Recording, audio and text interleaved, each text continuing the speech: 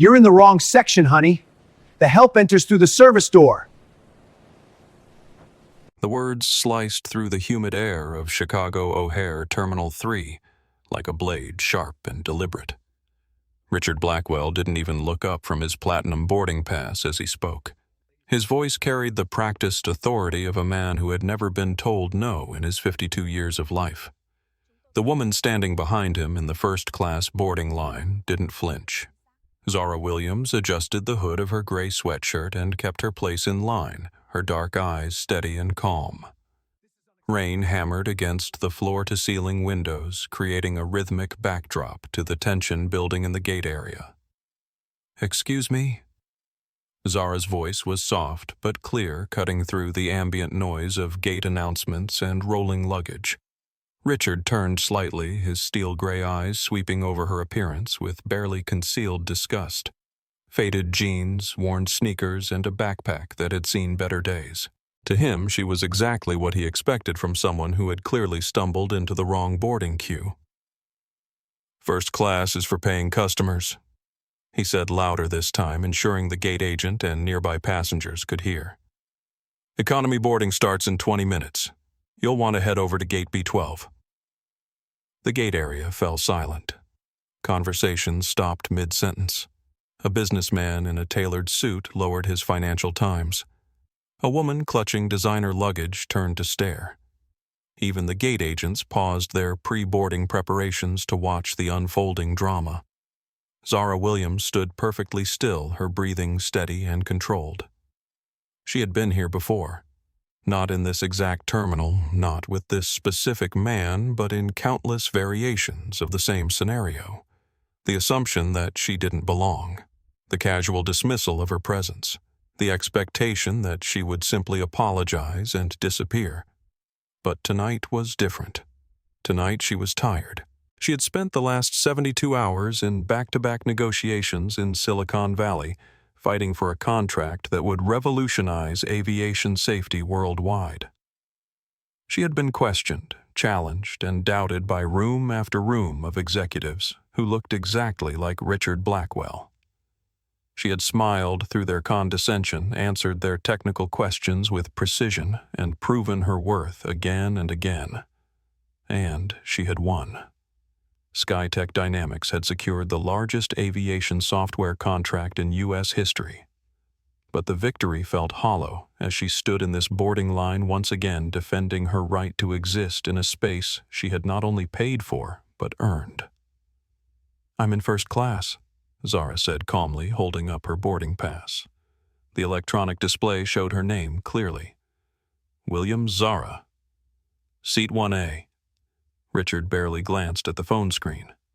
"Anyone can fake those," he scoffed. "Security." He raised his voice, gesturing toward the TSA checkpoint. "We have someone trying to board with fraudulent documents." Before Zara could respond, the gate agent approached. Robert Davis was a 45-year-old man who had worked for Meridian Airlines for 12 years. He had seen everything, or so he thought. His name tag hung slightly crooked on his navy blue vest, and his expression carried the weariness of someone who had handled too many difficult passengers in too many long shifts. "Is there a problem here?" Robert asked, his eyes immediately focusing on Zara rather than Richard. "This woman is trying to board first class with what appears to be a fraudulent boarding pass," Richard said, straightening his designer tie. "I'm a Platinum Elite member. I've been flying with Meridian for 15 years. I know genuine documentation when I see it." Robert turned to Zara, his expression already skeptical. "Ma'am, may I see your boarding pass and identification?" Zara handed over her phone and driver's license without protest. Robert examined them carefully, taking far longer than necessary. He scanned the boarding pass 3 times, compared the license photo to her face repeatedly, and even held the license up to the light as if checking for watermarks. "This seems unusual," Robert muttered, though both documents were clearly legitimate. "When did you book this ticket?" 3 weeks ago, Zara replied evenly. "Through your website. Confirmation number M7X9K2. Robert typed the confirmation into his system, frowning at the screen. The reservation was valid, paid for with a platinum credit card, and showed no flags or irregularities. But something about the situation felt wrong to him. The woman in front of him with her casual clothes and quiet demeanor didn't match his mental image of their typical first-class passengers. There appears to be some kind of discrepancy, Robert said finally, though no discrepancy existed. I'm going to need to verify this with my supervisor. Richard smiled triumphantly. I thought so. You can always spot the real from the fake. As Robert walked away to make his call, Zara remained motionless in line. Behind her, other passengers shifted uncomfortably. Some whispered to their companions. Others pulled out their phones, sensing that something significant was happening. In seat 2B of the nearby departure lounge, Sofia Rodriguez looked up from her laptop. The 24-year-old social media influencer had been editing photos from her latest sponsored post when the commotion caught her attention. With 80,000 followers across her platforms, Sofia had developed an instinct for moments that mattered. This felt like one of them. She discreetly opened her phone's camera app and began recording. Back at the gate, Robert returned with his supervisor, a harried woman named Janet Morrison, who had been dealing with weather delays all evening. She examined Zara's documents with the same excessive scrutiny despite having no legitimate reason to doubt their authenticity. The reservation appears to be valid, Janet admitted reluctantly. But we've had issues with credit card fraud lately. Ma'am, can you provide additional verification? Perhaps the credit card used for the purchase. Zara reached into her wallet and produced a black American Express Centurion card. The weight and feel of the card were unmistakable, but Janet held it as if it might bite her. These can be counterfeited, Richard interjected, leaning over to examine the card. I've seen very sophisticated fakes. The magnetic strips are nearly perfect. Sir, please step back, Janet said, though her tone suggested she agreed with his assessment. She swiped the card through her reader.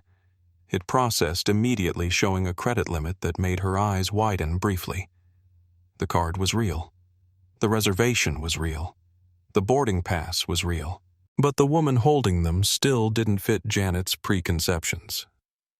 Well, Janet said slowly, everything appears to be in order. But given the unusual circumstances, I think it would be best if we upgraded you to our premium economy section instead. It has much more legroom and you'd be more comfortable there. I paid for first class? Zara said, her voice remaining level despite the growing absurdity of the situation. I would like to sit in first class. Richard laughed, a harsh sound that echoed across the gate area. Honey, even if that ticket is real, which I seriously doubt, first class isn't just about the seat. It's about the experience. It's about being around people who understand luxury, who appreciate fine things. You'd be out of place up there. I think I can handle sitting in a chair, Zara replied calmly. The comment drew a few quiet chuckles from nearby passengers, which only served to irritate Richard further. His face flushed red and his voice rose another octave. This is exactly what I'm talking about, he snapped. No respect for the institution of first-class travel, no understanding of proper etiquette. They let just anyone buy a ticket these days, and it ruins the entire experience for legitimate passengers. Sofia Rodriguez's recording finger trembled slightly as she captured Richard's words. In the comments of her live stream, which had quietly begun 5 minutes earlier, her followers were already expressing outrage. Is this man serious right now? She whispered into her phone. Meanwhile, 47 floors above downtown Chicago, Luis Garcia sat in his corner office at SkyTech Dynamics headquarters, working late to finalize the details of their landmark contract. The 41-year-old chief technology officer was used to his boss keeping unusual hours, but he was surprised when his secure phone buzzed with a text message from Zara. Flight delayed. Dealing with interesting customer service situation. Might need to implement Protocol 7. Luis stared at the message for several seconds. Protocol 7 was code for a complete shutdown of SkyTech's integration services. It would ground every aircraft using their navigation software, affecting more than 60% of commercial flights in North America. It was a nuclear option reserved for the most extreme circumstances. He typed back quickly. "Boss, are you sure? That's a lot of planes." The response came immediately. "Not yet. But keep the systems ready. I'll let you know." Luis leaned back in his chair, wondering what kind of customer service situation could possibly warrant such drastic action. Zara wasn't impulsive. She was measured, strategic, always thinking several moves ahead. If she was even considering Protocol 7, something serious was happening. Back at O'Hare, the boarding process had finally begun. Robert had reluctantly accepted Zara's documentation, though he continued to treat her with suspicion. Richard Blackwell had been allowed to board first, despite his disruptive behavior because of his elite status. As Zara walked down the jet bridge, she felt the familiar weight of expectation and prejudice pressing down on her shoulders. She thought about her parents who had died in a plane crash when she was 16. The accident had been caused by outdated navigation software, a tragedy that could have been prevented with better technology. That tragedy had driven her to study computer science to build SkyTech from nothing, to revolutionize aviation safety, one line of code at a time. She had spent 22 years building a company that made flying safer for millions of people every day, but none of that mattered to the people judging her by her appearance. The aircraft was a Boeing 777-300ER Meridian's flagship for international routes. As Zara stepped into the first-class cabin, she was greeted by Maria Santos, a 31-year-old senior flight attendant who had been working for the airline for 7 years. Maria was proud of her job. She supported her 8-year-old daughter as a single mother, and the airline's benefits had allowed her to buy a small house in Queens. She worked hard to provide excellent service to all passengers, but she had learned through experience that certain passengers required more attention than others. "Good evening," Maria said with a practiced smile. "Welcome aboard. Flight 847 to London Heathrow. May I see your boarding pass?" Zara held up her phone, showing the same boarding pass that had been scrutinized multiple times in the gate area. Maria glanced at it quickly, then looked at Zara's casual attire. "Seat 1A. Maria confirmed. "Right this way." As they walked toward the front of the cabin, Maria noticed that Seat 1A was already occupied. Richard Blackwell sat comfortably in the window seat, his laptop open and a glass of pre-departure champagne in his hand. "Excuse me, sir," Maria said politely. "I believe there may be some confusion about seating arrangements." Richard looked up from his screen with an expression of mild annoyance. "No confusion at all. I'm in my usual seat. 1A as always." Maria turned to Zara, then back to Richard. In her experience, seating disputes were usually resolved by accommodating the higher status passenger. Richard's platinum medallion was clearly visible on his luggage tag, while Zara appeared to be a first-time first-class passenger. "Let me check my manifest," Maria said diplomatically. She pulled out her tablet and scrolled through the passenger list. Both names appeared for Seat 1A, but she noticed a small notation next to Richard's name indicating his elite status. "Mr. Blackwell, your reservation shows Seat 2A, but I can see you have elite status, Ms. Williams, your boarding pass shows 1A, but..." Maria trailed off, unsure how to proceed diplomatically. "But she's obviously in the wrong place," Richard finished. "Look at her. Does she look like someone who belongs in first class? I've been flying this route monthly for 5 years. I always sit in 1A. This is clearly some kind of mistake." Maria felt a familiar knot in her stomach. She had been in similar situations before, and they never ended well. The safe choice was always to accommodate the elite passenger and hope the other person would accept an alternative. Ma'am Maria said to Zara, "I can offer you an excellent seat in our premium economy section. It has extra legroom, priority meal service, and complimentary beverages. As compensation for the inconvenience, I can also provide a future travel voucher." "I paid for first class," Zara said simply. "I would like to sit in first class." Richard sighed dramatically. This is exactly what I was talking about at the gate. No understanding of how things work up here. Maria, can you please handle this? I have important calls to make before takeoff. Maria looked around the cabin nervously. Other passengers were boarding and beginning to notice the commotion. A few had their phones out, and she could see at least one person recording video.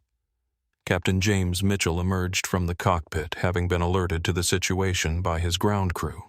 The 49-year-old veteran pilot had been flying commercial aircraft for 23 years and had seen his share of passenger disputes.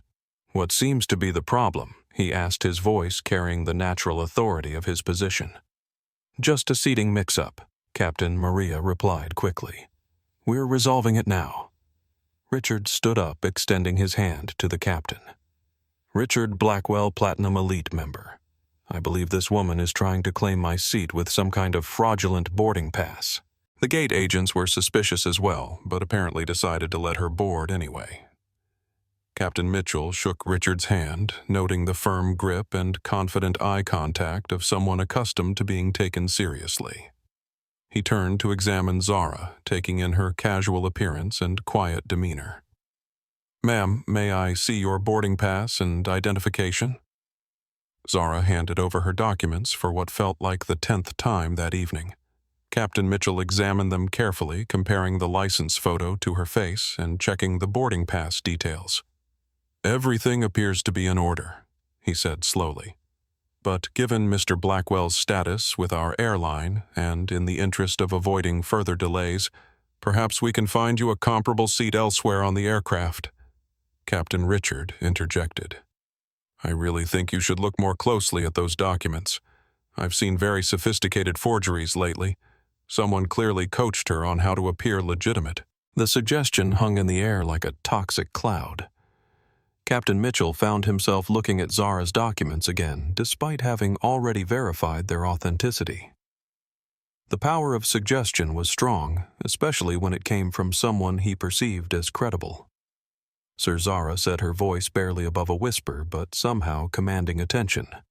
"I have presented valid identification, a legitimate boarding pass, and the credit card used to purchase my ticket. I have done everything required of me. Now I would like to sit down." "Don't get an attitude with the captain," Richard snapped. "Show some respect." For the first time that evening, something flickered in Zara's eyes. Not anger, but something deeper. Recognition, perhaps, or resignation. She had built a company worth over $4 billion. She employed more than 8,000 people across 6 countries. Her software guided aircraft safely through the skies every minute of every day, protecting millions of lives. But none of that mattered in this moment in this cabin to these people. Maria, Captain Mitchell said finally, "Let's resolve this quickly. We need to maintain our departure schedule." "Of course," Captain Maria replied, understanding the implicit instruction. "Ma'am, I have a lovely seat in row 23 premium economy with extra legroom and complimentary meal service." "That's not first class," Zara said. "Well, technically no," Maria admitted. "But it's really quite nice. And again, I can offer you a voucher for future travel." "I paid for first class," Zara repeated. "I would like to sit in first class." Richard rolled his eyes and returned to his seat, clearly considering the matter settled. "Maria, can you bring me another champagne and make sure the meal service starts promptly once we're airborne? I have a very important conference call scheduled." As he settled back into seat 1A, Richard pulled out his phone and began composing a text message to his assistant, delayed by airline's inability to handle obvious fraud. These people have no idea how to maintain standards anymore. Will be filing complaint. Meanwhile, Sofia Rodriguez had moved closer to the first-class cabin, her phone still recording. Her live stream had grown to nearly 2,000 viewers, and the comments were flowing in faster than she could read them. "This is unbelievable," she whispered into her camera. "They're literally kicking her out of her paid seat because of how she looks." In the chat, her followers were expressing increasing outrage. "This is straight-up discrimination. Someone needs to call the news." "What airline is this?" I'm never flying with them again. Post this everywhere. This needs to go viral. Sophia didn't notice the irony that she was posting everything everywhere in real time. Back in the first-class cabin, Zara stood quietly in the aisle, her boarding pass still in her hand. The weight of 2 decades of similar moments pressed down on her shoulders. Every corporate boardroom where she had been mistaken for the secretary. Every business dinner where she had been assumed to be someone's wife rather than the CEO. Every conference where her technical expertise had been questioned until she proved herself beyond any reasonable doubt. She thought about her parents again, about the promise she had made at their graves to make flying safer for everyone. She thought about the thousands of employees who depended on her leadership, the millions of passengers who trusted her technology with their lives, the responsibility that came with the power she had built. And she made a decision. Zara pulled out her phone and sent a simple text message to Luis Garcia, Implement Protocol 7. Now. The response from Luis came back immediately. Boss, are you certain? That's 847 aircraft currently in flight. Zara typed back without hesitation.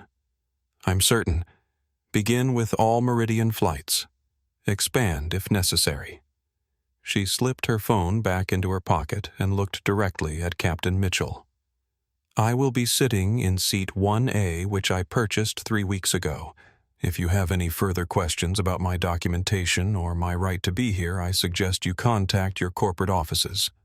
Captain Mitchell felt a subtle shift in Zara's tone, something that made him pause. There was a quiet authority in her voice that hadn't been there before, a steel beneath the softness that spoke of someone accustomed to being obeyed. Ma'am, I understand your frustration, but we need to resolve this situation and maintain our departure schedule, he said, though with less confidence than before. Then I suggest you ask Mr. Blackwell to move to his assigned seat, Zara replied evenly. Richard laughed from seat 1A, not bothering to look up from his phone. That's not how this works, sweetheart. Status has its privileges. You'll learn that when you actually earn your place in first class. The comment was the final straw for Sofia Rodriguez, who had been silently recording from the galley area. She stepped forward, her phone still streaming live. Excuse me, she said loudly enough for the entire cabin to hear. I'm Sofia Rodriguez, and I'm live streaming this entire incident. What I'm seeing here is absolutely unacceptable discrimination. Her sudden appearance caused a stir throughout the cabin.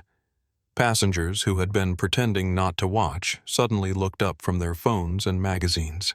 The businessman in 2B started his own recording. A couple in row 3 began whispering urgently to each other. Ma'am, please return to your seat, Maria said, approaching Sophia with obvious anxiety. Recording is not permitted during boarding.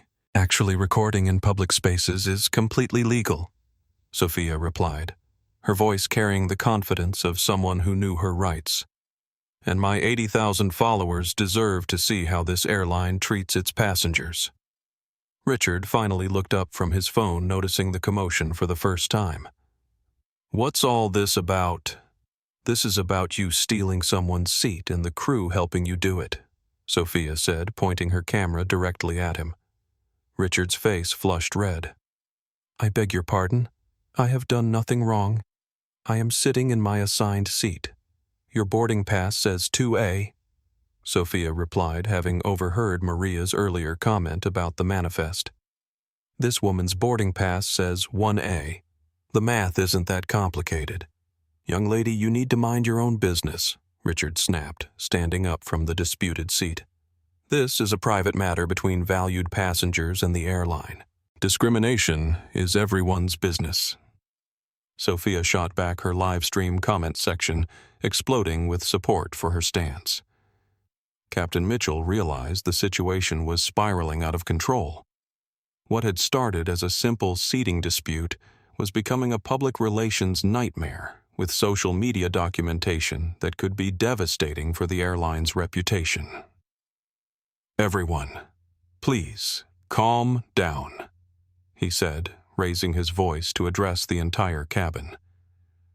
We will resolve this matter quietly and professionally.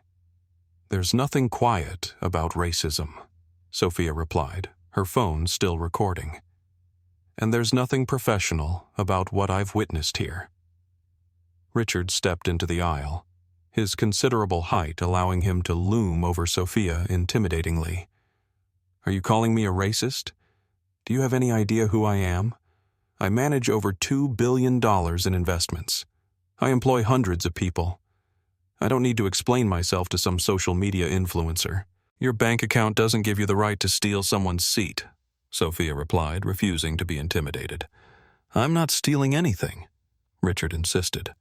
I'm a Platinum Elite member. I've been flying first class since before she could afford a bus ticket.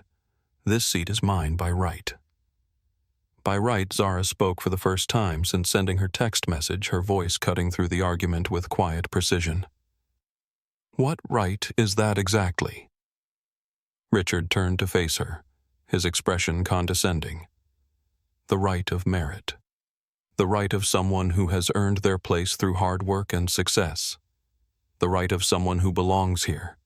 And you determined that I haven't earned my place? How exactly, Zara asked, stepping closer. By looking at my clothes, by the color of my skin, by some assumption about my background or qualifications. I determined it by observation, Richard replied, his voice rising. By experience, by understanding that certain standards exist for a reason. The exchange was being captured not only by Sophia's live stream, but by multiple passengers throughout the cabin. The businessman in 2B had posted the video to his LinkedIn account. The couple in row 3 was sharing it on Facebook. A teenager in economy had uploaded clips to TikTok where they were already being shared and commented on. Maria Santos watched the scene unfold with growing panic. She had seen difficult passengers before, but nothing like this. The social media attention was exactly what the airline trained them to avoid. Every moment that passed meant more exposure, more potential damage to Meridian's reputation. Please, everyone, she said, her voice shaking slightly. Let's resolve this calmly.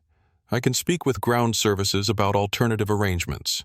The only alternative arrangement needed, Zara said calmly, is for Mr. Blackwell to move to his assigned seat in 2A.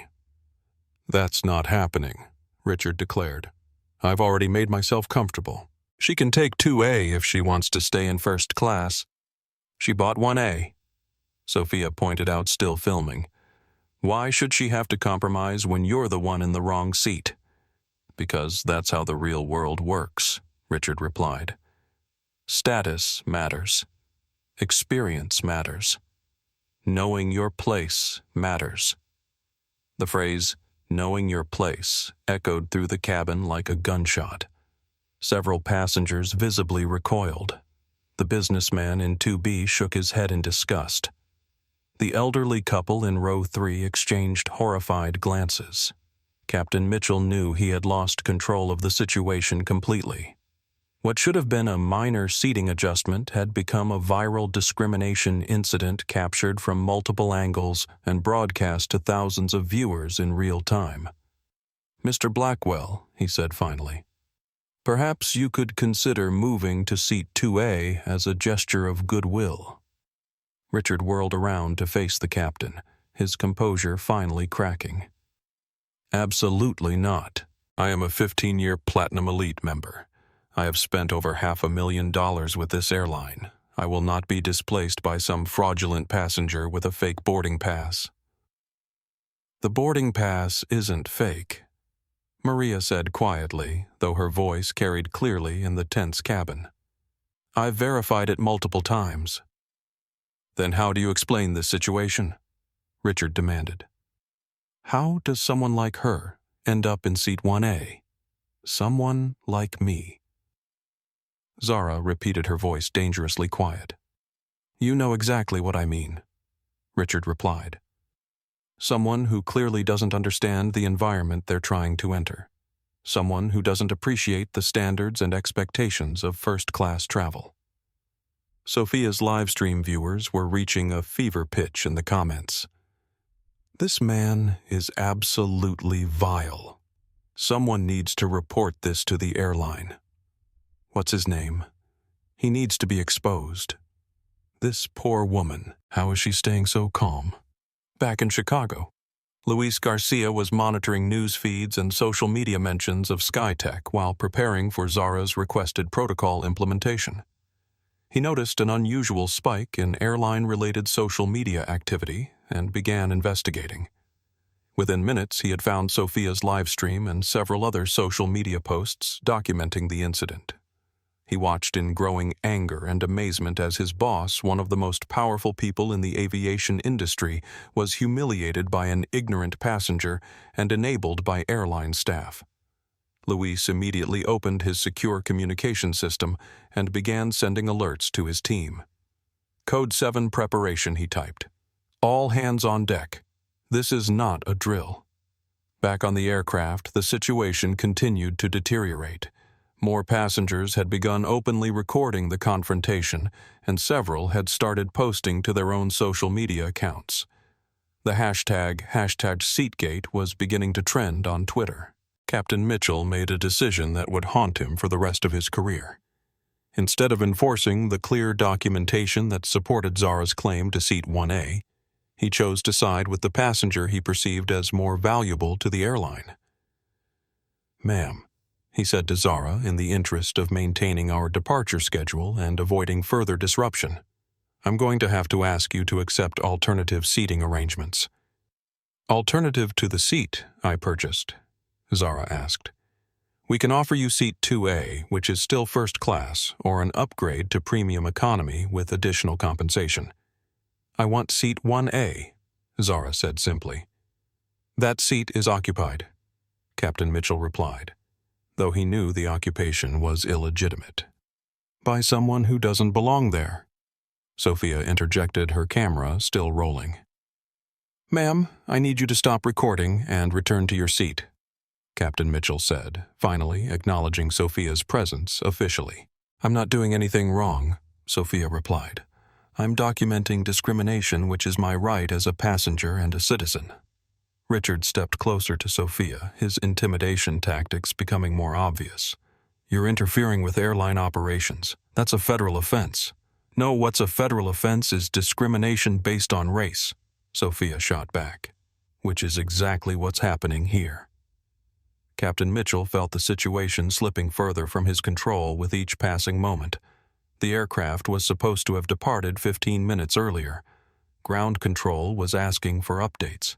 His crew was looking to him for leadership, and he was failing at all of it. "Security," he said into his radio. "I need assistance in the first-class cabin." The announcement that security was being called caused a new wave of anxiety throughout the aircraft. Passengers who had been quietly recording suddenly became more obvious about it. Several people started making phone calls to friends and family, describing what they were witnessing. Within minutes, 2 airport security officers boarded the aircraft. They approached the first-class cabin with the assumption that they would be dealing with an unruly passenger who needed to be removed.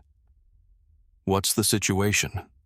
asked Officer Jennifer Walsh, a 10-year veteran of airport security. "We have a passenger refusing to accept alternative seating arrangements," Captain Mitchell explained. "She's disrupting boarding and delaying departure." Officer Walsh looked around the cabin, taking in the scene.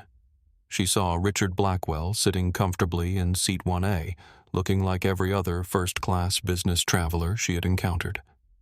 She saw Zara Williams standing in the aisle, dressed casually and holding a boarding pass. Her unconscious bias led her to the same conclusion that everyone else had reached. "Ma'am," she said to Zara, "I understand there's some confusion about seating. Can you show me your boarding pass?" Zara handed over her phone for what felt like the 20th time. Officer Walsh examined it carefully, then looked at Richard. "Sir, could you show me your boarding pass as well?" Richard produced his boarding pass, which clearly showed seat 2A. Officer Walsh frowned, comparing the two documents. "Mr. Blackwell, your pass shows 2A, but you're sitting in 1A. "There's obviously been a computer error," Richard replied smoothly. "I always sit in 1A. I'm a Platinum Elite member. The system knows to assign me my preferred seat automatically." Officer Walsh had no way to verify the technical aspects of Richard's claim, but his confident demeanor and elite status were persuasive. Meanwhile, Zara's casual appearance and quiet responses seemed suspicious to someone trained to identify potential troublemakers. "Ma'am," Officer Walsh said to Zara, given the confusion about seating assignments, "I think the best solution would be for you to accept alternative arrangements. The airline has offered you comparable seating, and we need to get this flight moving." "I paid for seat 1A, Zara replied. "I would like to sit in seat 1A. "Ma'am, you need to be reasonable here. Mr. Blackwell is clearly a valued customer, and the airline has made you a fair offer." Sofia Rodriguez, who had been filming the entire exchange, finally reached her breaking point. "This is insane," she shouted loud enough for the entire cabin to hear. "You're taking the word of someone sitting in the wrong seat over someone with documented proof of their reservation. This is textbook discrimination." Officer Walsh turned to address Sophia, her authority clearly challenged. "Ma'am, you need to stop interfering with our investigation." "What investigation?" Sophia demanded. "She has a boarding pass for 1A. He has a boarding pass for 2A. He's sitting in 1A. What exactly are you investigating?" The question hung in the air, unanswered, because Officer Walsh knew Sophia was right. The documentation was clear, the solution was obvious, but the passengers involved didn't match her expectations, and that was clouding her judgment.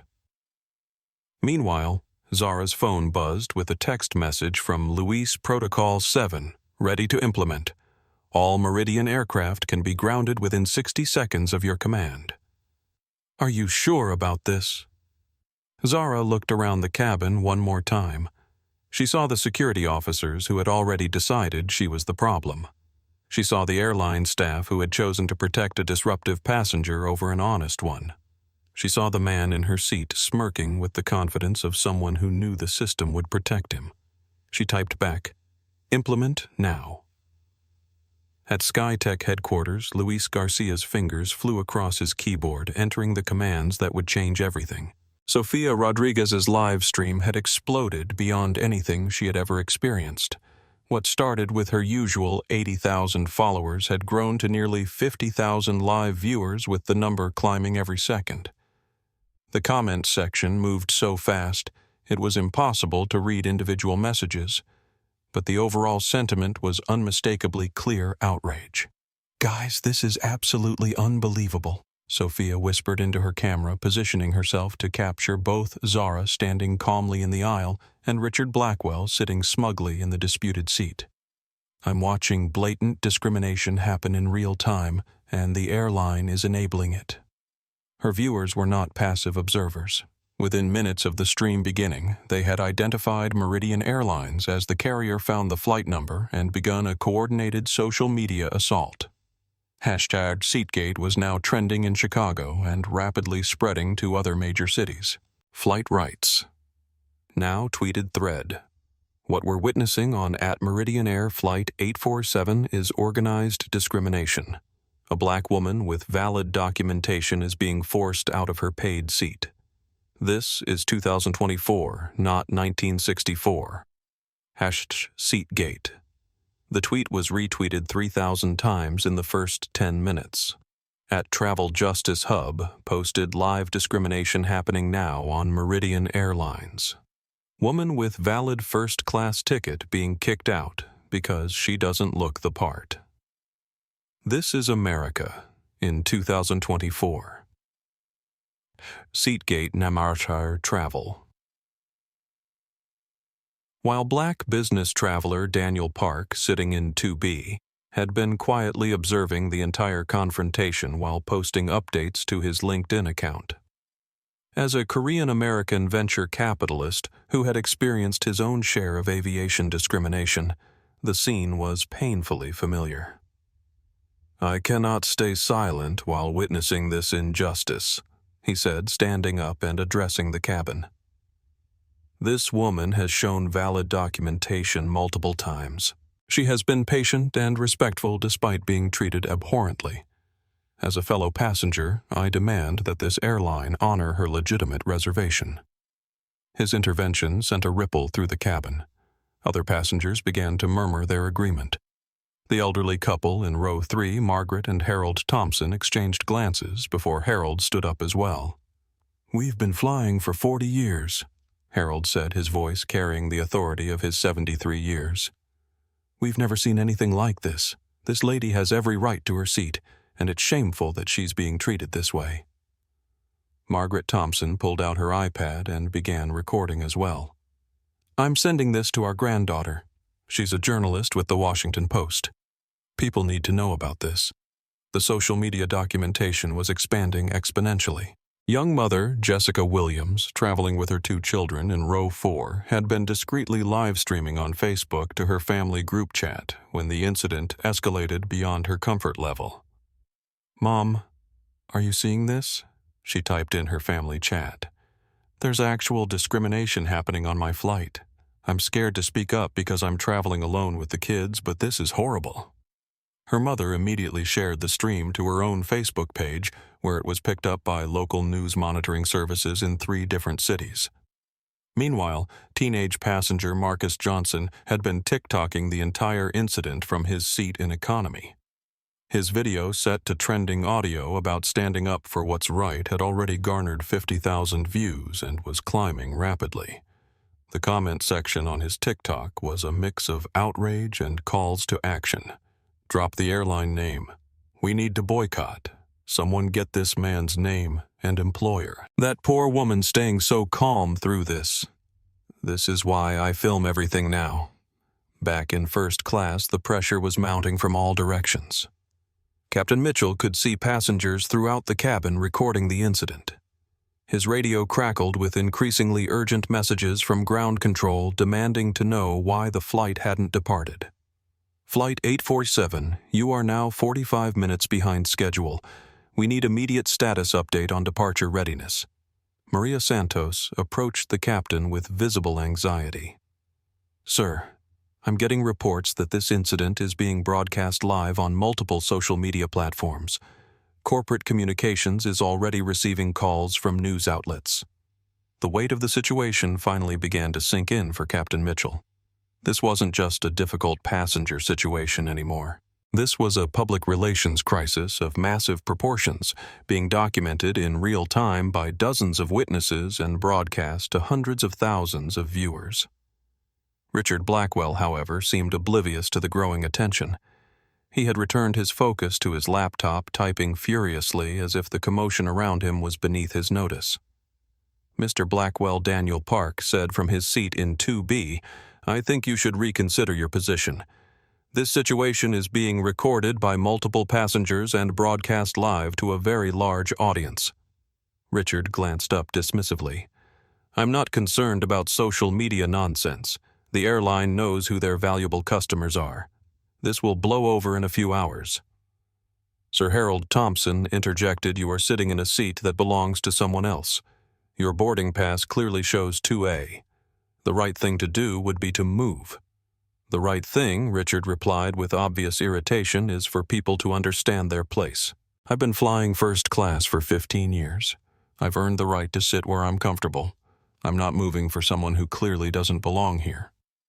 His words were captured by every recording device in the cabin and immediately shared across multiple platforms. The phrase "doesn't belong here" was particularly damaging, providing clear evidence of the discriminatory mindset driving his behavior. Sophia Rodriguez, still live streaming, provided commentary for her growing audience. "He just said she doesn't belong here. Did everyone catch that? He's literally saying that a black woman with a valid first-class ticket doesn't belong in first class." In 2024. On camera. The response in her comment section was immediate and overwhelming. "Clip that. Clip that evidence. Someone screen record this entire thing. Send this to every news outlet. I'm never flying Meridian again." How is this man's employer not aware of this, unknown to the passengers on the aircraft? The social media storm was beginning to have real-world consequences. Meridian Airlines' corporate communications team was fielding calls from major news outlets, including CNN, ABC News, and the New York Times. Their Twitter account was being bombarded with thousands of angry tweets, and their stock price was beginning to fluctuate as investors took notice of the growing scandal. At SkyTech headquarters, Luis Garcia was monitoring multiple data streams simultaneously. His primary focus was preparing for Protocol 7 implementation, but he was also tracking the social media explosion surrounding his boss. Elena, he called to his deputy. I need you to monitor news feeds and social media mentions. Something big is happening and we need to be ready for anything. Elena Rodriguez, a sharp 29-year-old software engineer, immediately began pulling social media feeds onto the main display screens. Within minutes, the SkyTech Operations Center looked like a mission control room during a crisis. Luis, she said, her voice tight with concern. This is everywhere. Twitter, TikTok, Instagram, LinkedIn, Facebook. The hashtag #Seatgate is trending nationwide. There are at least 15 different live streams happening simultaneously. Luis watched the feeds in growing amazement and anger. He had worked with Zara for 8 years and had never seen her lose her temper or treat anyone disrespectfully. Watching her endure such blatant discrimination while maintaining her dignity was both inspiring and infuriating. Are we ready for Protocol 7? He asked his team. All systems green came the response from multiple workstations. We can ground every Meridian aircraft in 60 seconds on your command, and the rest of the fleet. Every airline using SkyTech navigation can be affected if necessary. That's approximately 68% of commercial aviation in North America. Luis understood the magnitude of what they were preparing to do. Grounding hundreds of aircraft would cause massive disruption, affecting hundreds of thousands of passengers and costing the airline industry millions of dollars in delays and cancellations. But watching his boss being humiliated on live television, he found it hard to care about the consequences for an industry that had allowed such treatment to continue. Back on the aircraft, Officer Walsh was growing increasingly uncomfortable with the situation. The original call had been for assistance with an unruly passenger, but what she was witnessing didn't match that description at all. Zara Williams had been nothing but calm and respectful throughout the entire ordeal. She had provided valid documentation, repeatedly answered every question politely, and never raised her voice or made any threatening gestures. Richard Blackwell, on the other hand, had been dismissive, condescending, and increasingly hostile toward other passengers who spoke up. His behavior was far more disruptive than anything Zara had done. Captain Mitchell Officer Walsh said quietly, pulling him aside. I need to ask directly what specific airline policy is this passenger violating, because from what I can see she has valid documentation and has been completely cooperative. Captain Mitchell realized he was trapped by his own poor decisions. He had allowed the situation to escalate based on assumptions and bias rather than facts and policy. Now, with multiple recordings capturing every moment, he was facing the consequences of his failure in leadership. She's refusing alternative seating arrangements, he said weakly. But why should she accept alternatives when she has a valid ticket for her assigned seat? Officer Walsh pressed. The question hung in the air unanswered because there was no legitimate answer. The discrimination was so obvious that even airport security was beginning to question the airline's position. Meanwhile, the social media storm continued to grow. Celebrity endorsements began appearing as the story reached beyond aviation and travel circles. Actor Mark Russell watched the #Seatgate footage. Absolutely disgusting discrimination in 2024. At Meridian Air, you should be ashamed. That woman showed more grace than I would have. Comedian Sarah Chen. How is this real? How are people still this awful? And how is Meridian Air allowing it? #Seatgate, #do something. The amplification from celebrity accounts pushed the story into trending topics across all major social media platforms. News outlets began reaching out to passengers offering payment for exclusive footage and interviews. Daniel Park received a call from CNN while still in his seat. Mr. Park, This is Jenny Martinez from CNN. We understand you're witnessing a discrimination incident on Meridian Flight 847. Would you be willing to provide a statement? Margaret Thompson's granddaughter at the Washington Post was already drafting a story based on the footage her grandmother had sent. The headline read, "Viral video shows Black woman denied first-class seat, despite valid ticket on Meridian Airlines flight." The story was being written and fact-checked in real time, ready to publish the moment the incident concluded. As the media attention intensified, Zara Williams stood quietly in the aisle of the aircraft, still holding her boarding pass, still waiting for the seat she had purchased. She had become the center of a national conversation about discrimination, dignity, and corporate responsibility. But she was also something else that nobody in that cabin yet understood. She was the person with the power to ground every aircraft in the sky. Her phone buzzed with a final message from Luis Reddy, "When you are boss, just say the word." Zara looked around the cabin one more time, taking in the faces of the passengers, recording her humiliation. The airline staff who had failed to protect her rights, and the man sitting smugly in her seat. Then she typed a single word. Now. At 11:47 p.m. Eastern Time, every air traffic control center in North America received the same automated alert simultaneously. The message was brief. Clinical and devastating SkyTech navigation systems experiencing critical failure. All aircraft using SkyTech guidance must return to nearest airport immediately. This is not a drill. In the control tower at Chicago, O'Hare supervisor Janet Rodriguez stared at her screen in disbelief. "What the hell is happening?" she called out to her team. "I'm showing navigation failures on 67% of our traffic." Similar scenes were playing out in control towers from Seattle to Miami, from Toronto to Mexico City. Hundreds of aircraft suddenly found their navigation systems displaying warning messages, forcing immediate route changes and emergency landings. On Meridian Flight 847, the first indication of something unusual came from the flight deck. Captain Mitchell's radio crackled to life with an urgent message from ground control. "Flight 847, be advised, we're showing navigation system anomalies on multiple aircraft. Stand by for possible routing changes." Captain Mitchell exchanged glances with his first officer, David Kim. In 23 years of flying, he had never heard such a widespread system failure reported. Ground Control Flight 847.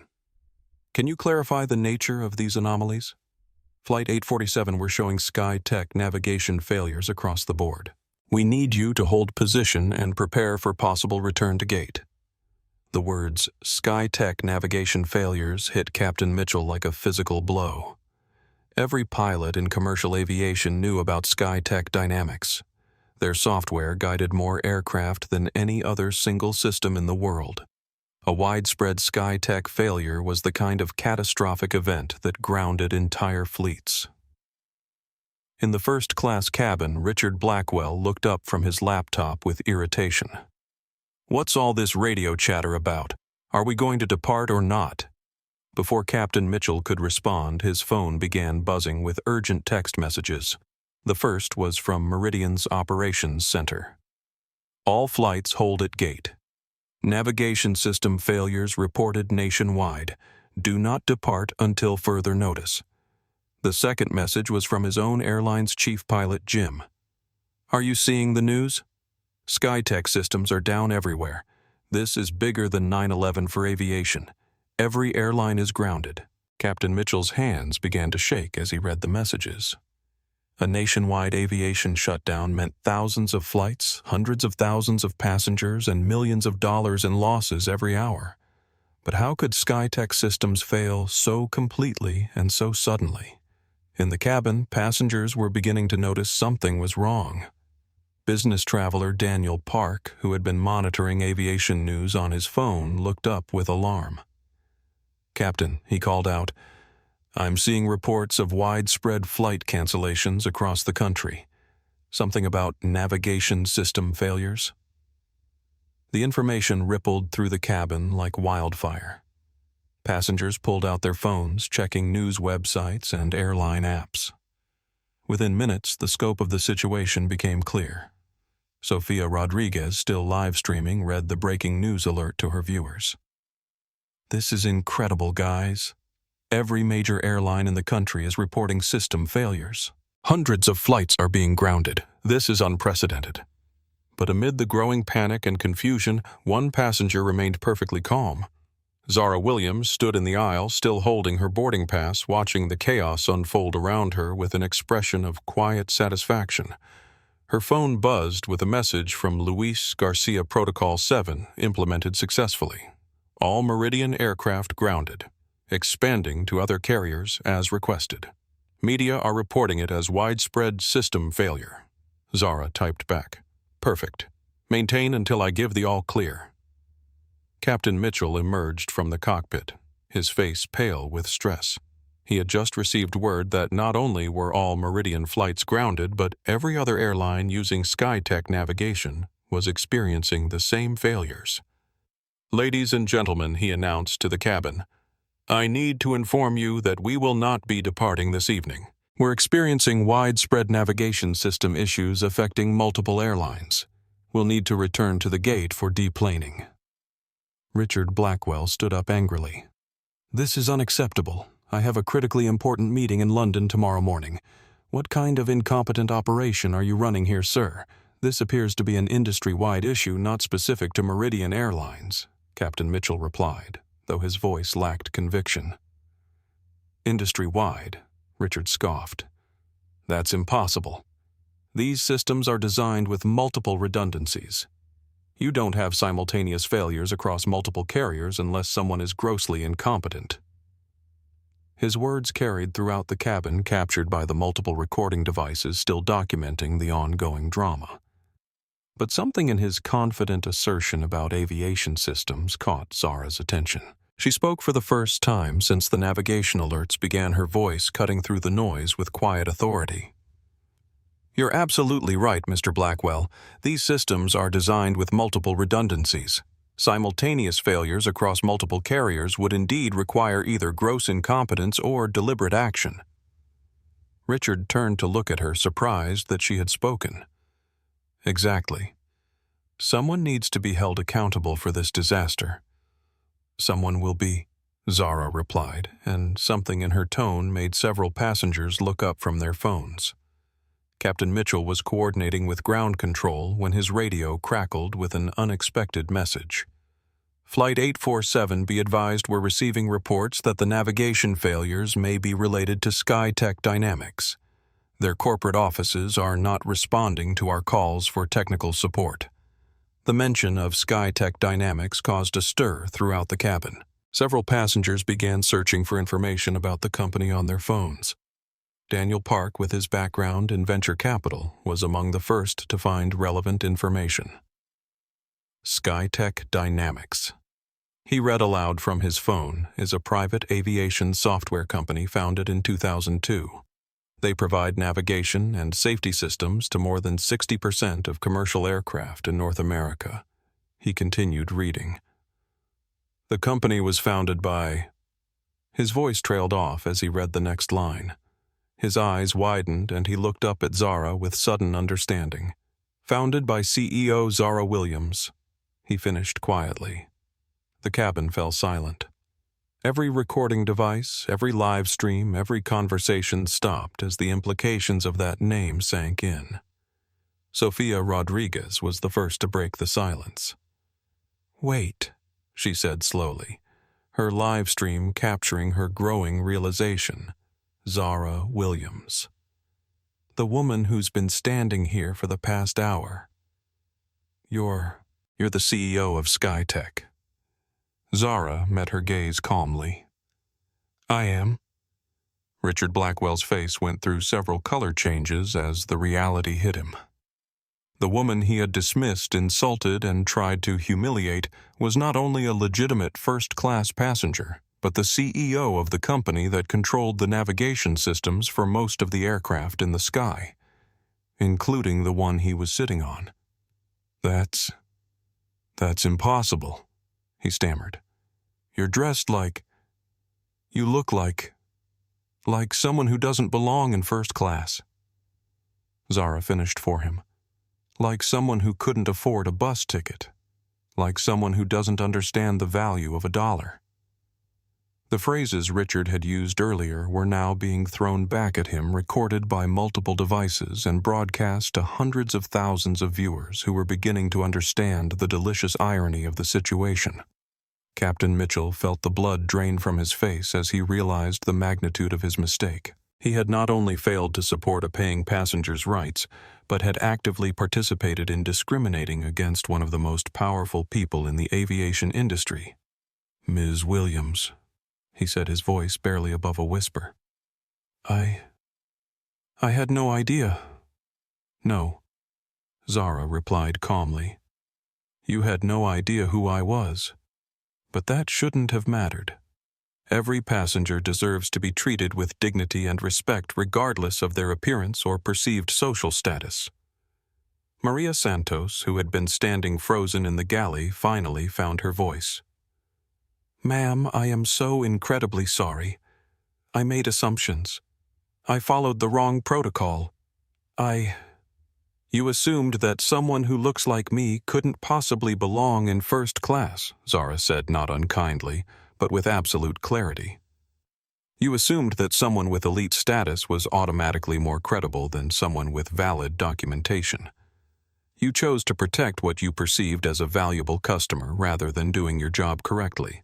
The words hung in the air like an indictment captured by every recording device and transmitted live to a growing global audience that now understood they were witnessing something far more significant than a seating dispute.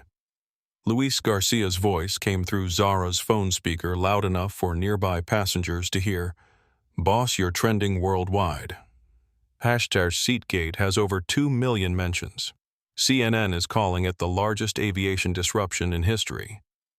Should we maintain the shutdown?" The confirmation that the nationwide aviation crisis was directly connected to the woman standing in the aisle sent shockwaves through the cabin.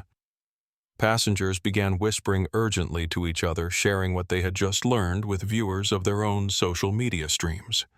Richard Blackwell seemed to collapse into himself as the full scope of his error became clear. He had not only humiliated one of the most powerful executives in the aviation industry, but had done so on camera in front of witnesses and during a live broadcast to hundreds of thousands of viewers. I didn't know," he said weakly. "If I had known who you were, if you had known who I was," what Zara asked pointedly, "you would have treated me with respect. You would have honored my reservation. You would have acknowledged my right to occupy the seat I purchased." Richard opened his mouth to respond, but found no words.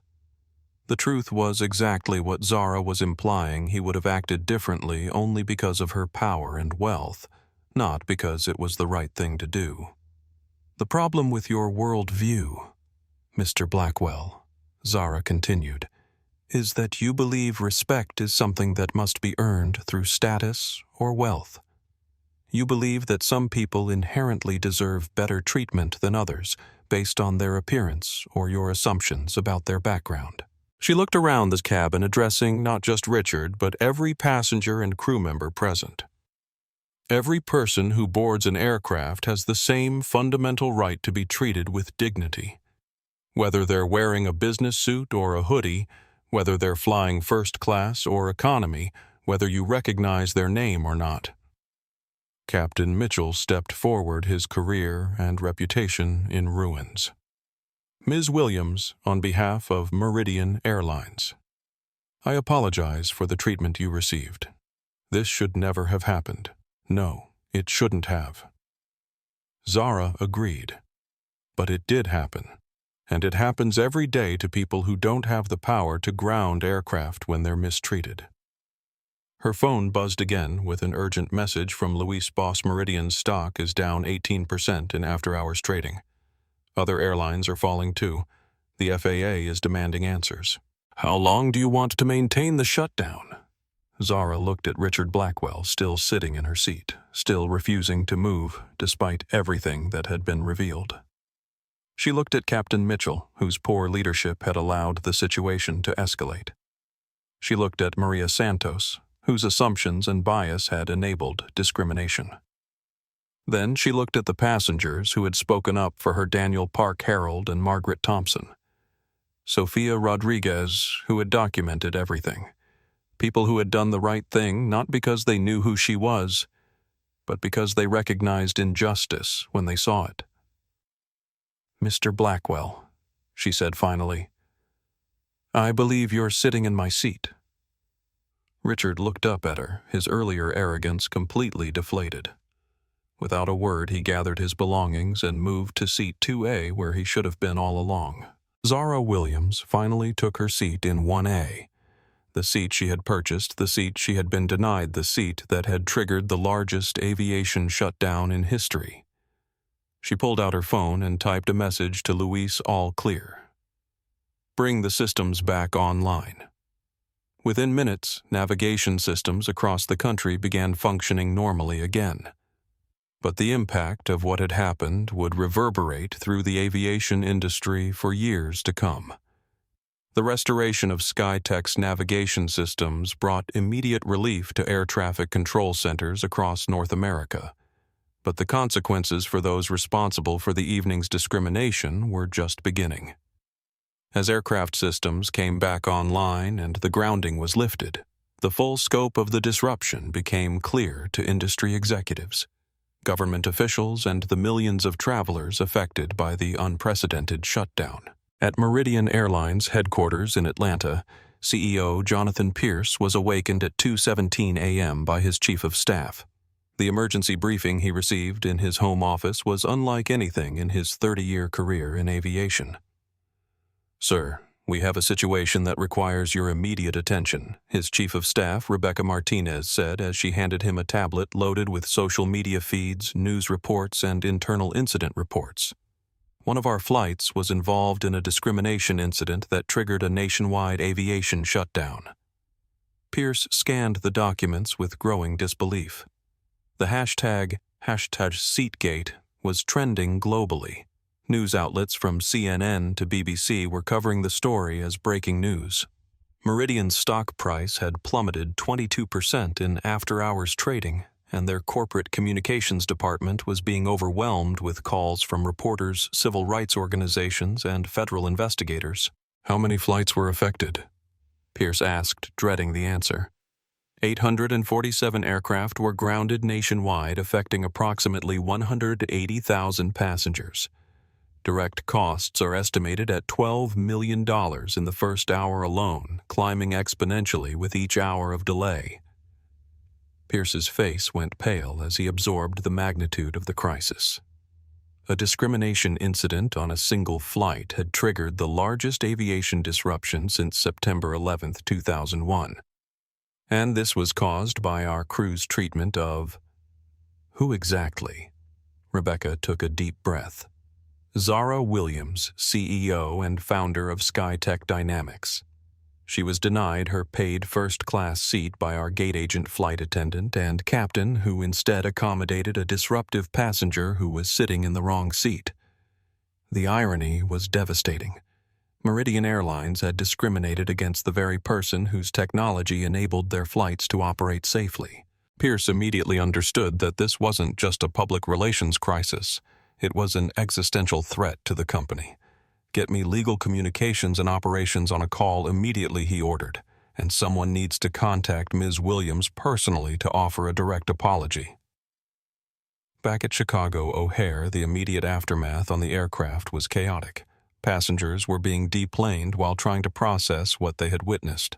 Many continued live streaming and recording, documenting the surreal scene of Richard Blackwell quietly gathering his belongings and avoiding eye contact with other passengers. Captain James Mitchell faced the most immediate professional consequences. His radio crackled with a terse message from Meridian's Operations Center, Flight 847, proceed to gate for immediate deplaning. "Captain Mitchell, report to Chief Pilot upon arrival. This is Priority Alpha." The designation Priority Alpha meant career-ending serious. Mitchell had been flying commercially for 23 years, building a spotless safety record and earning respect throughout the industry. In the span of 2 hours, his poor judgment had destroyed everything he had worked to build. As passengers filed off the aircraft, many approached Zara to express their support and admiration for her composure throughout the ordeal. Daniel Park stopped beside her seat before leaving. "Ms. Williams, I wanted to say that your dignity throughout this entire situation was remarkable. I've witnessed discrimination before, but never seen someone handle it with such grace under such intense scrutiny." Margaret Thompson, the elderly passenger who had recorded parts of the incident, paused as well. "Dear, I've sent everything I recorded to my granddaughter at the Washington Post. This story needs to be told, and those responsible need to be held accountable."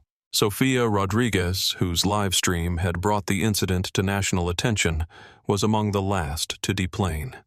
"Ms. Williams, thank you for letting me document what happened. My followers saw something important tonight. They saw how dignity and justice can triumph over ignorance and prejudice." But it was Maria Santos who faced perhaps the most difficult moment. As the cabin emptied, she approached Zara with tears in her eyes.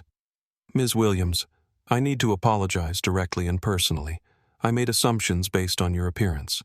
I prioritized the wrong passengers' complaints. I failed to do my job properly, and I enabled discrimination." Her voice broke as she continued. "I have a daughter, and I would never want her to be treated the way I treated you tonight." Zara looked at the young flight attendant with compassion rather than anger. "Maria, I appreciate your apology. What matters now is what you learn from this experience. How will you handle similar situations differently in the future? I'll follow the documentation, not my assumptions. I'll treat every passenger with equal respect regardless of their appearance, and I'll speak up when I see discrimination, even if it's uncomfortable." "That's all anyone can ask," Zara replied. "Growth comes from acknowledging our mistakes and committing to do better." As Zara finally left the aircraft, she was met by a crowd of reporters and photographers who had arrived at O'Hare after the story broke on social media. Security personnel escorted her through the terminal, but not before she made a brief statement. "Tonight's incident represents more than a personal inconvenience," she said, speaking clearly into the microphones thrust toward her. "It highlights deep issues in how we treat people based on their appearance and our assumptions about who belongs where. No one should have to prove their worth or their right to basic respect." A reporter called out, "Ms. Williams, did you intentionally ground the aviation network as retaliation?" Zara paused, choosing her words carefully. "SkyTech Dynamics experienced technical difficulties this evening. Our safety procedures are designed to prioritize safety above all else. When we detected potential issues, we implemented standard safety protocols until the situation could be resolved." The carefully worded response provided no legal ammunition for critics while making it clear that the grounding had been deliberate and justified. Meanwhile, Richard Blackwell found himself facing consequences far beyond the embarrassment of being caught on camera. As he waited for his luggage at baggage claim, his phone rang with a call from his business partner at Blackwell Capital Management. "Richard, what the hell is happening? Your face is all over Twitter associated with some kind of discrimination scandal. Our biggest client just called threatening to pull their account." Richard tried to explain the situation, but found no words that could justify his behavior or minimize the damage to his reputation and business. By morning, 3 major clients had terminated their relationships with Blackwell Capital Management. The firm's assets under management dropped by 40% in less than 12 hours, and Richard faced the possibility of bankruptcy within months. At SkyTech headquarters, Luis Garcia was coordinating with a team of lawyers, public relations specialists, and government liaisons to manage the fallout from Protocol 7. While the technical implementation had been flawless, the legal and political implications were complex. The FAA is demanding a full investigation, reported Elena Rodriguez Luis's deputy. They want to understand how our technologies could fail so completely and so suddenly. "Our technologies didn't fail," Luis replied calmly. "They performed exactly as designed when we detected a critical safety issue. The fact that our safety protocols grounded aircraft across the country demonstrates the robust nature of our safety procedures, not their failure. The legal strategy was elegant frame the shutdown as a response to a safety threat rather than retaliation for discrimination. Since discrimination and hostile treatment of passengers could indeed compromise flight safety, the argument had technical merit. Dr. Angela Foster, SkyTech's chief legal counsel, arrived at headquarters at 4:00 a.m. to coordinate the company's response to inevitable government inquiries and potential lawsuits. "We need to be prepared for congressional hearings, FAA investigations, and civil rights lawsuits," she warned. "But we also have significant leverage here. Our technology is essential to the safe operation of commercial aviation. Any attempt to punish the company for implementing safety protocols could be seen as compromising aviation safety." The morning news cycle brought unprecedented attention to the incident. CNN's lead story featured the complete timeline of events supported by multiple angles of video footage from passengers. The segment included aviation experts explaining the significance of SkyTech's role in commercial aviation and the unprecedented nature of a CEO grounding her own technology in response to discrimination. Dr. Michael Patterson, an aviation safety expert from MIT, provided analysis that supported SkyTech's position. "What we witnessed last night was actually a testament to the robustness of modern aviation safety procedures. When SkyTech detected what they perceived as a threat to safe operations, their technology responded exactly as designed, prioritizing safety over schedule.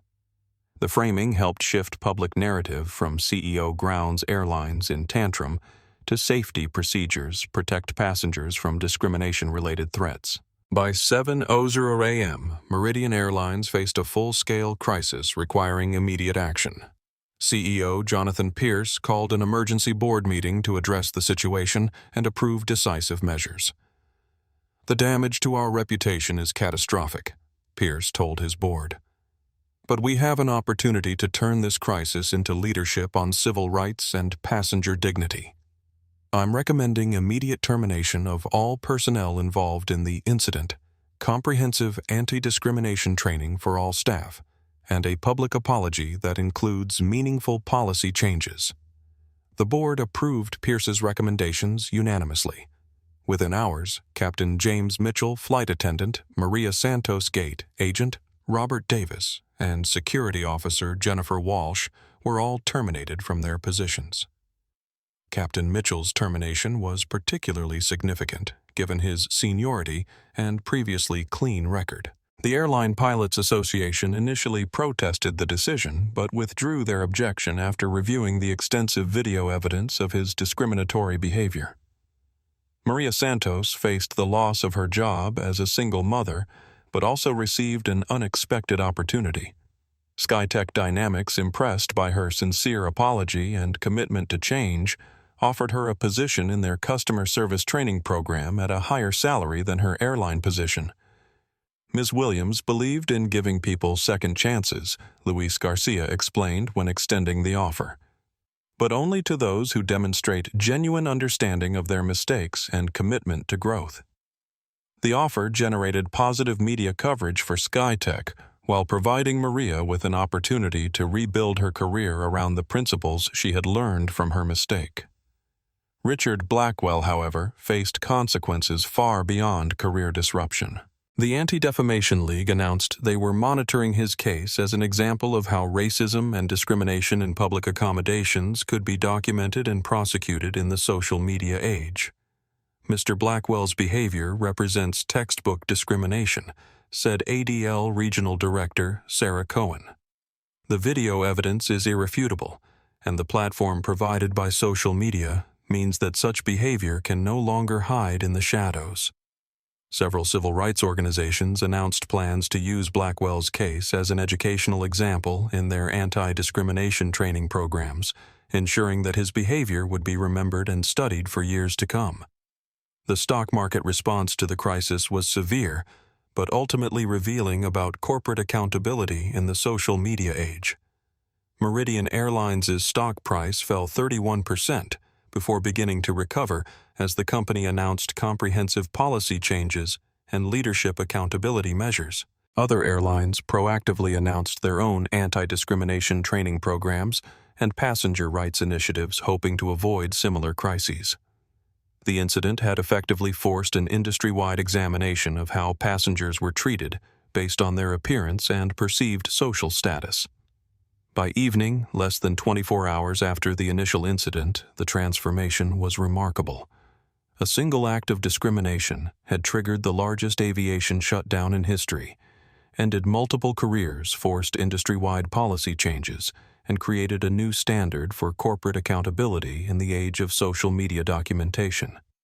Zara Williams had demonstrated that quiet dignity and strategic power could achieve more than loud protests or angry confrontations. She had turned a moment of humiliation into a catalyst for broad change, proving that justice could be served not through revenge, but through the careful application of legitimate authority in service of universal principles. 6 months after the SkyTech incident, as it came to be known in aviation industry circles, the ripple effects continued to reshape how airlines approached customer service, employee training, and corporate accountability. The changes went far beyond policy updates and training sessions. They represented a fundamental shift in how the industry understood its relationship with passengers and the broader public. The Federal Aviation Administration's comprehensive investigation into the incident resulted in new federal guidelines for airline passenger treatment that became known as the Dignity Standards. These regulations, directly inspired by Zara Williams' experience, mandated specific protocols for handling seating disputes, required documentation of all passenger interactions involving discrimination complaints, and established independent oversight mechanisms for civil rights compliance. Administrator Patricia Reynolds announced the new standards at a press conference that drew national attention. The events of that November evening demonstrated how discrimination not only harms individual passengers, but can threaten the safety and efficiency of our entire aviation network. We cannot allow prejudice and bias to compromise the integrity of commercial flight operations. The dignity standards included several revolutionary provisions. Airlines were now required to maintain detailed logs of passenger complaints with quarterly reports submitted to federal oversight committees. Any airline employee involved in a discrimination incident faced mandatory additional training and probationary status. Most significantly, airlines that demonstrated patterns of discriminatory behavior faced suspension of their operating licenses. Meridian Airlines became the first carrier to fully implement the new standards, transforming their crisis into industry leadership. CEO Jonathan Pierce hired Dr. Elena Vasquez, a former civil rights attorney, as Chief Passenger Advocacy Officer, creating an entirely new executive position focused on ensuring equal treatment for all travelers. We learned that treating passengers with dignity isn't just morally right. It's essential for business success in the modern era, Pierce explained to the Senate Transportation Committee during hearings on the new regulations. The cost of discrimination extends far beyond legal liability. It threatens the fundamental trust that makes commercial aviation possible. The committee hearings featured testimony from multiple passengers who had experienced similar discrimination, but lacked Zara's power to demand accountability. Their stories revealed that the November incident was not isolated, but representative of broader issues within the industry. James Washington, a black professor from Howard University, testified about being removed from first class, despite holding a valid ticket, with airline staff claiming his seat had been upgraded to someone more suitable. Maria Gonzalez, a Hispanic software engineer, described being questioned extensively about her ability to afford business-class tickets on multiple occasions. The pattern of testimony convinced lawmakers that comprehensive reform was necessary. Senator Patricia Kim, chair of the Aviation Subcommittee, noted, "What Ms. Williams experienced was remarkable, not because it was unique, but because she had the power to demand justice." How many other passengers have suffered similar treatment without recourse? The Williams Foundation for Aviation Equity, established by Zara with $50 million of her personal wealth, became a driving force for continued reform. The Foundation provided legal support for passengers experiencing discrimination, funded research into bias in transportation, and created scholarship programs for underrepresented groups pursuing careers in aviation. Dr. Michael Roberts, the Foundation's first executive director, explained their mission. We're not just addressing individual incidents of discrimination. We're working to understand and eliminate the structural factors that make such discrimination possible and common. The Foundation's research division produced groundbreaking studies on passenger treatment disparities. Their analysis of airline complaint data revealed that passengers with traditionally Black or Hispanic names were 340% more likely to experience seating disputes, baggage delays, and customer service problems than those with traditionally white names. Even more striking was their analysis of social media documentation. The Foundation's research team, led by Dr. Jennifer Martinez at Stanford University, found that discrimination incidents were occurring regularly, but rarely generating consequences because most victims lacked the platform or power to demand accountability. Ms. Williams' case was unique not because discrimination happened, but because it was documented comprehensively and because she had the authority to demand widespread change, Dr. Martinez explained in the Foundation's annual report. The training programs developed by the Foundation became the industry standard for anti-discrimination education. Rather than focusing solely on legal compliance, these programs emphasized empathy, unconscious bias recognition, and the business case for treating all passengers with dignity. Maria Santos, the former Meridian flight attendant who had been terminated but later hired by SkyTech, became one of the program's most effective trainers.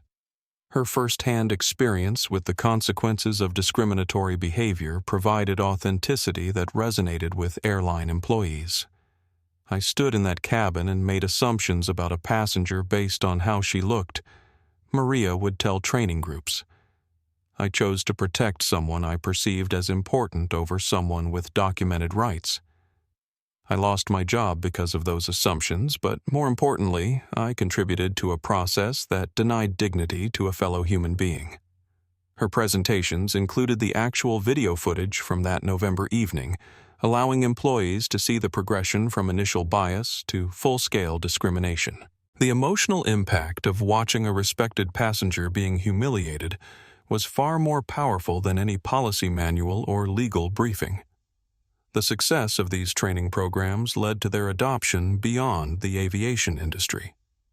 Hotels, restaurants, retail stores, and other service industries began implementing similar bias recognition and dignity protocols. The Williams Foundation provided these programs free of charge, spreading the impact far beyond air travel. Corporate America took notice of the broader lessons from the SkyTech incident. Harvard Business School developed a case study examining how social media documentation could instantly transform isolated discrimination into national scandals, forcing companies to prioritize authentic equality over surface-level compliance. Professor Angela Thompson, who authored the case study, noted, "The Zara Williams case demonstrated that in the social media age, any customer interaction could become a global news story. Companies could no longer afford to train employees to handle discrimination quietly, they had to prevent it entirely."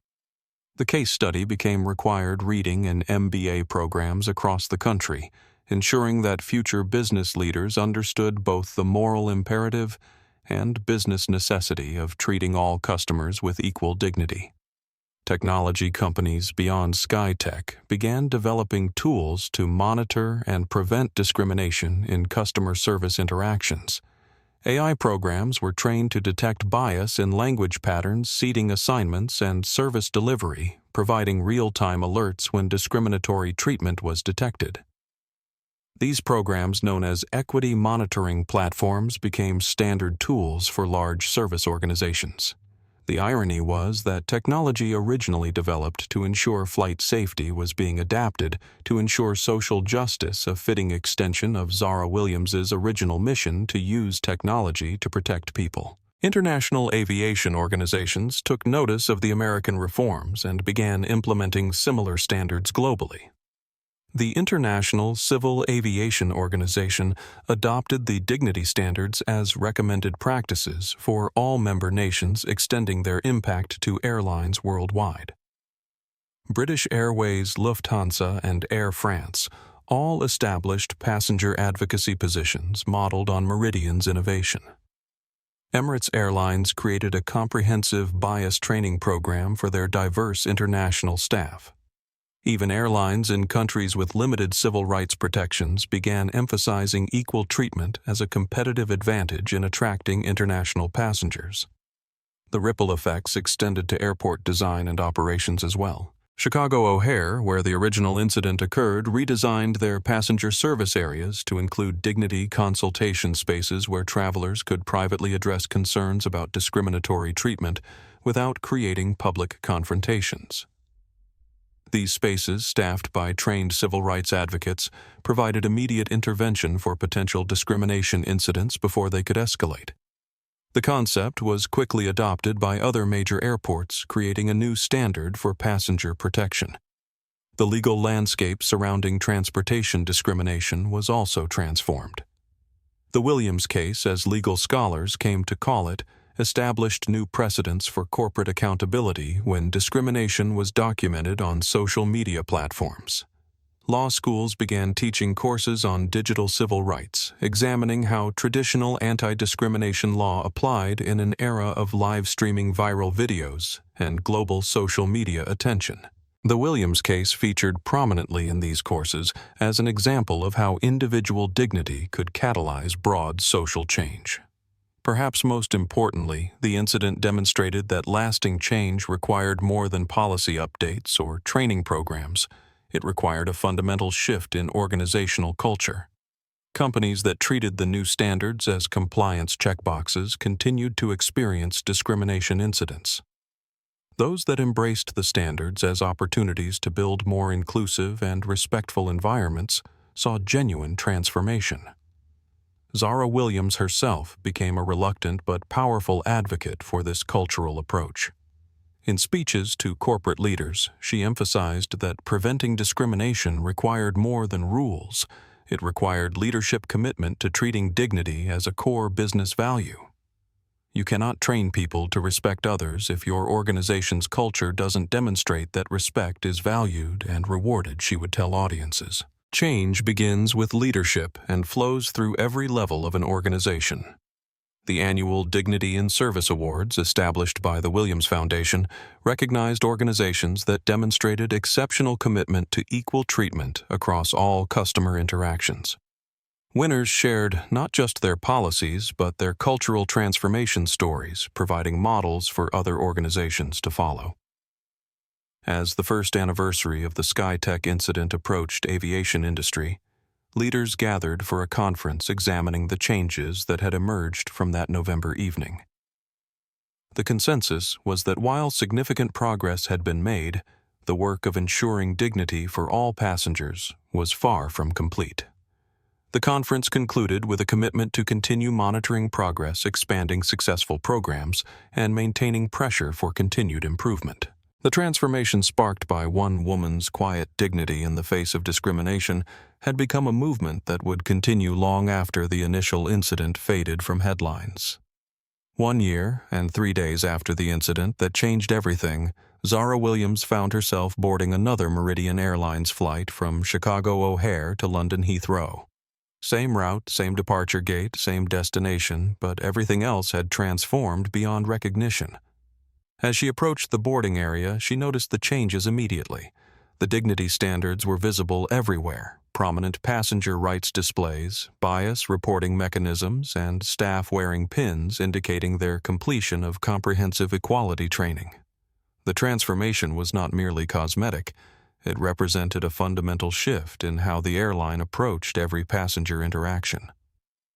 "Good evening, Ms. Williams," said the gate agent, whose name tag read, Jennifer Martinez, Passenger Advocacy Specialist, the new position created in the wake of the SkyTech incident. ensured that every flight had a trained professional specifically responsible for preventing discrimination. "Thank you for flying with us tonight. We're honored to have you aboard." The greeting was respectful but not obsequious, professional but genuinely warm. Zara appreciated that she was being acknowledged for who she was, while understanding that the same courtesy would be extended to every passenger, regardless of their appearance status or background.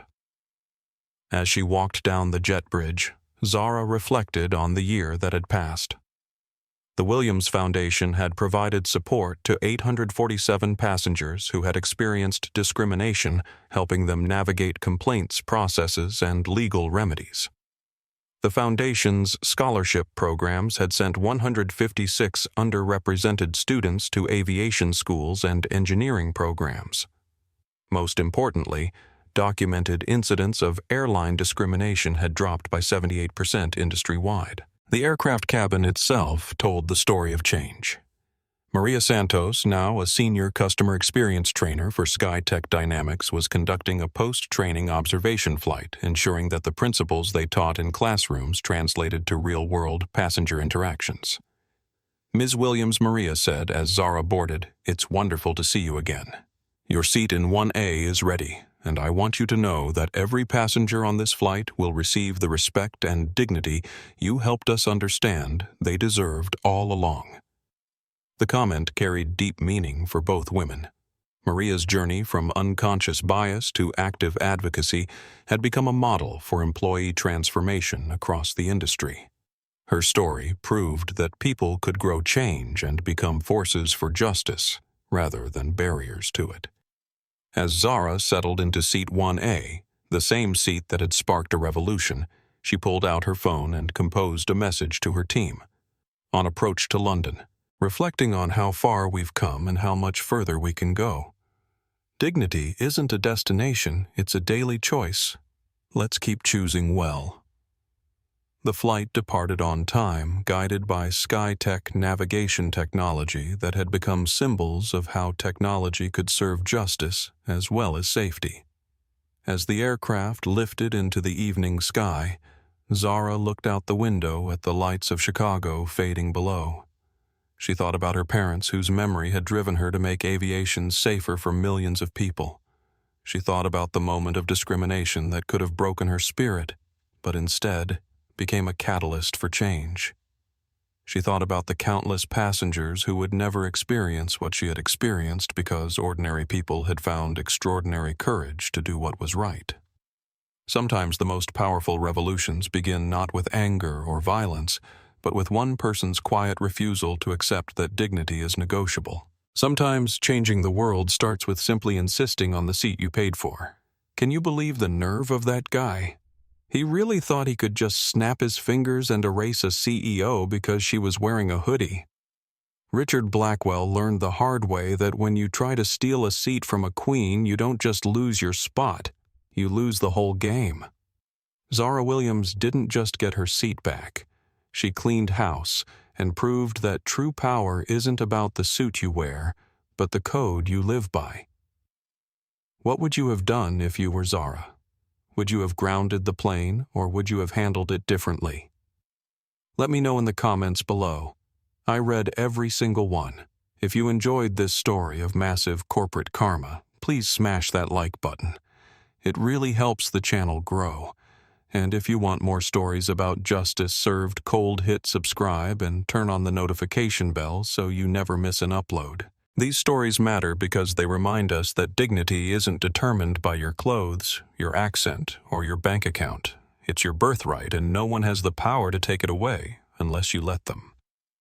Until next time, fly safe, check your boarding passes, and never let anyone take your seat. Peace.